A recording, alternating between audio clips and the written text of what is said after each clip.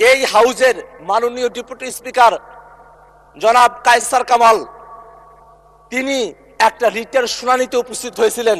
যে রিটটা আমাদের বিএনপির বন্ধুরা তখন করেছিলেন, সেই রিটটা ছিল এই যে সুপ্রিম কোর্টে বিচারক নিয়োগের যে অধ্যাদেশ, সেই অধ্যাদেশটাকে অসাংবিধানিক ঘোষণা করার জন্য, বাতিল করার জন্য একটা রিট। সেই রিটটি যখন হয়, মজার ব্যাপার হলো সেই সময়টাতে আমাদের বর্তমানে যিনি আইনমন্ত্রী আছেন তিনি অ্যাটর্নি জেনারেলের পদে ছিলেন।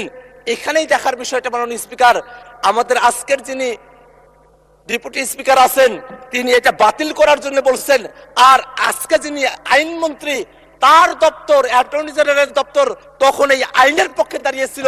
এবং সেই সময়টাতে আমাদের বিচারপতি আকরাম তার যে বেঞ্চ, সেই বেঞ্চ কিন্তু সেই সময়টাতে সামারিলি এটাকে রিজেক্ট করেছিল, একটা রায় দিয়েছিল। তারা বলেছিল পর্যবেক্ষণ সহকারে একটা রায়, যে এই যে আইনটা হয়েছে সে আইনে কোনো অসাংবিধানিকতা নেই মাননীয় স্পিকার।